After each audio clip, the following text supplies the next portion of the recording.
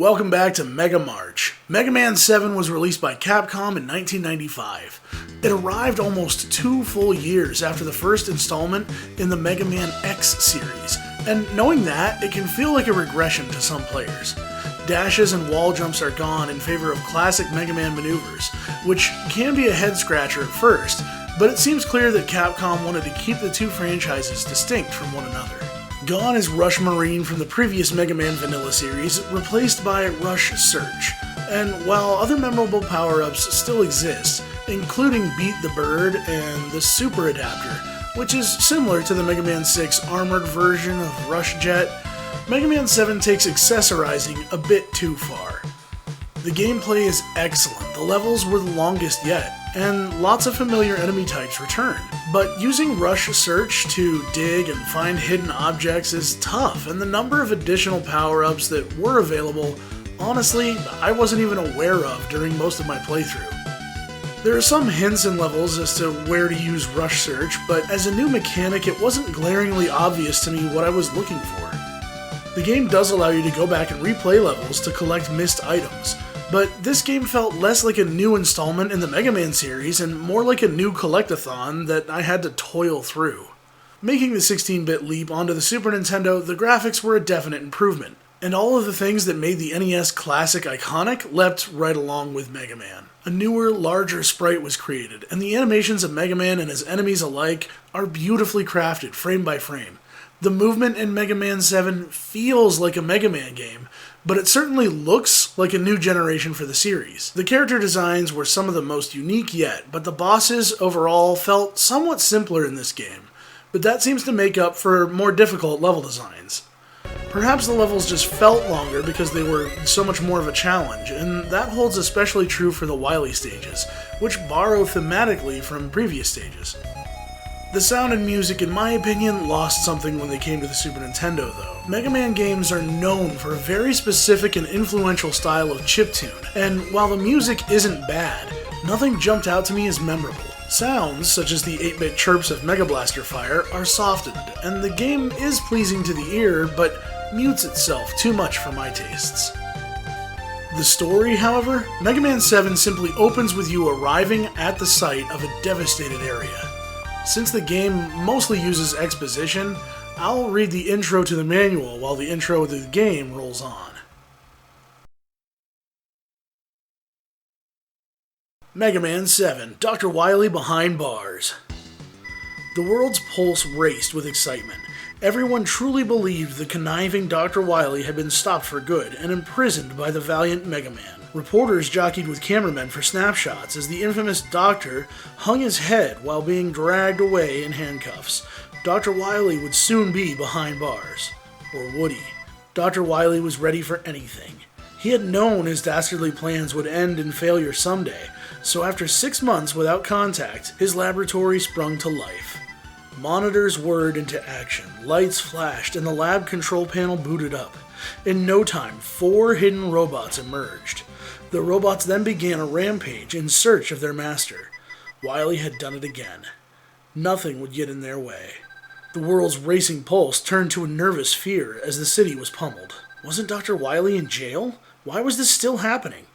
The 4 robots took no heed of the great robot creator Dr. Light. Mega Man found Dr. Light and the canine cyborg Rush fallen in the streets. "Dr. Light, are you okay?" Mega Man shouted. "Mega Man, we have no time," replied Dr. Light. "Dr. Wily is using his robots to cover up his escape. You must go. Follow his spaceship." Mega Man, Dr. Light, and Rush looked on in horror as Dr. Wily's spaceship shot out of the prison. Dr. Wily was on the loose.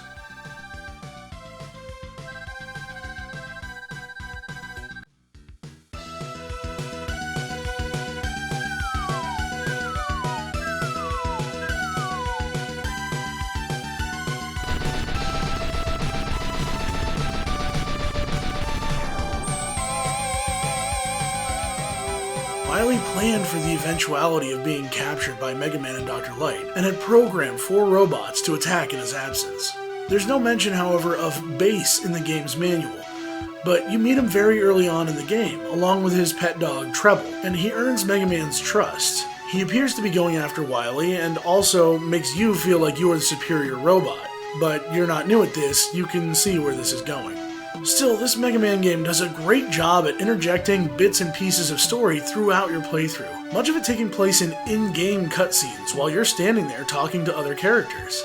Unlike the last 3 episodes where I was personally swept up in the Proto Man saga, this time I choose not to go into spoiler territory for all of the endings. Suffice it to say, Mega Man 7 has one of the most unexpected endings in Mega Man history. You can assume the basics, that Wily manages to get away somehow, but what happens in the moments leading up to that? Wow. I won't spoil it for you, you just need to experience it firsthand. Then came Mega Man 8 in 1997 on the PlayStation. The franchise took a strange turn on the Nintendo 64 and became more like the Mega Man Legacy franchise of games. And when Sony was willing to allow developers to create 2D experiences on their advanced 32-bit hardware, Capcom took them up on it. Similar to Mega Man 7's long levels, Mega Man 8 doesn't shy away from trying new things. However, it does those new things in an entirely too predictable pattern. Every single stage appears to be broken into 4 segments, the first and third being similar and the second and fourth being similar. It followed its own formula so closely that it became predictable and boring. That's not to say the levels were boring, they were some of the most creative level designs yet. Unfortunately, they just get tiresome fast, and the fact that they are once again extremely long and relatively difficult, and some of the mechanics I feel would have just been impossible for me to learn with the original limited number of lives that you get. It would have been a frustrating experience all around. I'm grateful for the checkpoint saves offered up in the Legacy Collection, but this game definitely piled on some pain. Once again, new sprites and character designs take center stage, the music is familiar, better than the Super Nintendo version if I have to say, but still nothing quite as memorable as the older games in the series. Unfortunately, the sounds feel too much like a whisper rather than a roar. The sound effects went for a softer touch in most cases, which just didn't stand out to me. But moving quickly right into the story, let's take a look at the manual of the Anniversary Collection. Mega Man 8. Mega Man. Mega Man, the second robot created by Dr. Thomas Light, was originally intended to perform functions in the laboratory that Dr. Light could not perform himself. Slowly, Dr. Light began using Mega Man for more and more advanced robotics experiments. One day, Mega Man walked in on Dr. Light listening to an intercepted transmission from the evil Dr. Wily. The transmission exposed Dr. Wily's plans for world domination. Mega Man convinced the good Dr. Light to let him chase down and eliminate the threat of his nemesis. Mega Man's days as a gopher in the lab were over. Wait, this doesn't make sense. The manual just makes it sound like a reboot. This can't be what the original PlayStation manual said, can it? As I pull open the instruction manual for the PlayStation version of Mega Man 8, let's also see how the game definitely did something new. Full animated hand-drawn style cutscenes. Destination: Meteor Crash. Dr. Light sped to his controls to react to the sudden alarms. Lights flash and electronic sounds blared. He scanned the meters and checked the printouts for any clues to what had just happened. Then the computers centered on the disruption in the radar and brought it on screen. Mega Man, come in. You must investigate the disturbance immediately. Come in, Mega Man. A hologram displaying the gentle face of the Titanium Titan gradually materialized, and Dr. Light breathed a sigh of relief. Mega Man was already in the vicinity. Yes, Dr. Light, I have the readings. From the looks of it, that comet was not an accident. I detect a high concentration of metal alloy in that fireball. I bet Dr. Wily's behind this. If not, he at least knows about it and is nearby. It crashed onto that deserted island. If Wily's there, don't let him get away. And be careful, Mega Man. Remember what happened the last time.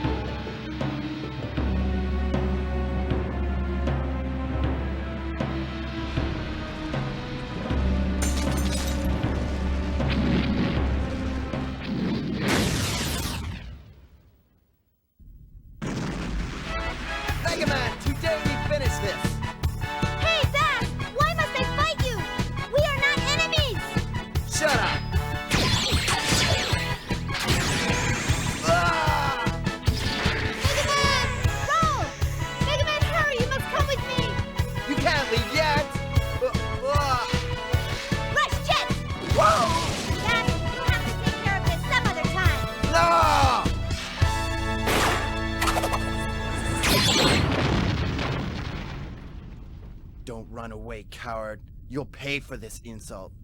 I'll be back. Dr. Light, what is the problem? A strange meteor has fallen to Earth just a while ago. This meteor seems to be emitting a powerful energy signature. Something this powerful must not fall into the hands of evil. I understand, Dr. Light. I'm on it. Thank you, Mega Man. If you can, please bring the meteor back. Okay. Yeah, I know. The voice acting leaves a lot to be desired. It's a shame that they left so many flubs in and that they didn't really find true voice acting talent. Wily is probably my favorite voice actor in the entire game. But apart from the acting, the game itself actually has a decent amount of story. Things get explained as you work your way through the various levels, and small vignettes within and between levels help to move the story along. While Dr. Wily isn't so much behind the chaos, any chance to obtain a powerful advantage is something he'll take. Unfortunately, Mega Man 8 has one of the more lackluster endings in the series, in my opinion, but there are some turns I wasn't quite expecting.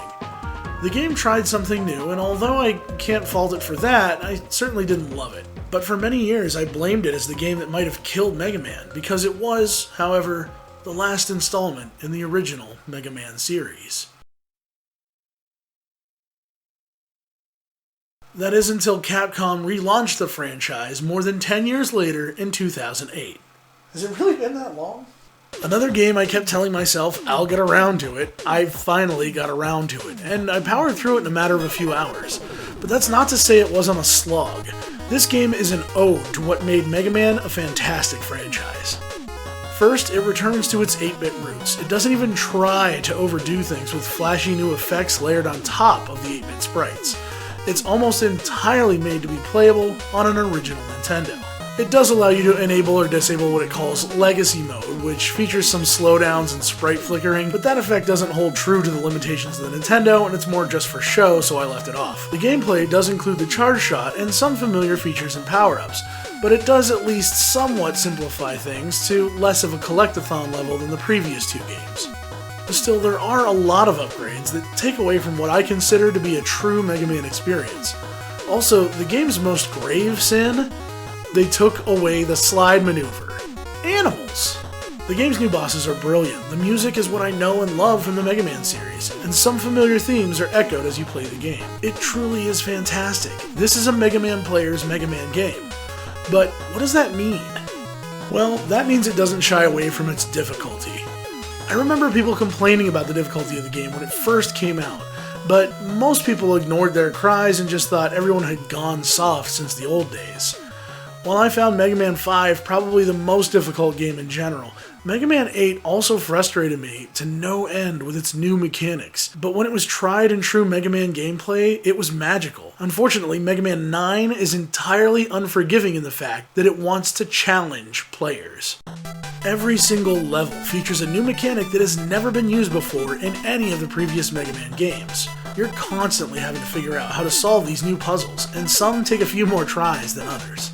But most importantly for me, how does this retro-style reboot handle story? Fairly impressively. Take a look at the game's opening.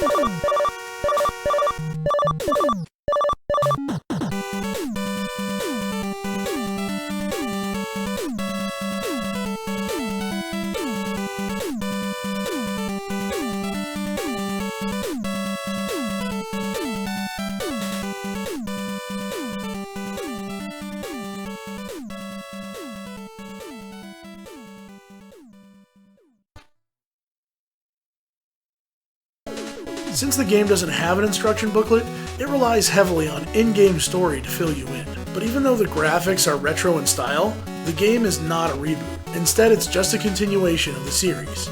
The story is told mostly between levels by companions doing detective work while Mega Man cleans up the city. The ending of this one, again, no spoilers, although you may have noticed a theme, pays homage to previous Mega Man games, and I think that suffices for a game like this, and was actually a bit more detailed than I expected it to be. But somehow after 3 episodes of 3 games each, we're still not done. Mega March continues on, as next week I discuss Mega Man 10 and the recent announcement of Mega Man 11. We're not at the end of this one yet. This is only our story so far. Hey everybody, thanks for watching episode number 66 of Our Story So Far TV. Boy, there are some days when I feel like I might have bitten off more than I could chew trying to do this many Mega Man games in a row. They're not easy. But if you're enjoying this series, please give this video a thumbs up, watch the other ones in the series, make sure you give those likes as well. And if you appreciate what I'm doing, then I would appreciate a subscription from you. I know it sounds kind of corny, but those things actually do mean something these days. It actually helps determine whether or not your channel gets monetized. So all those usual important things are still very important. Likes, comments, subscriptions, all go a long way. If you like what you saw, you can watch other episodes here on YouTube, or if for some reason you can't find them here, just go to ourstorysofar.tv. I'll be back next week with a couple more Mega Man games and maybe a few surprises. Until next time, take care of yourself.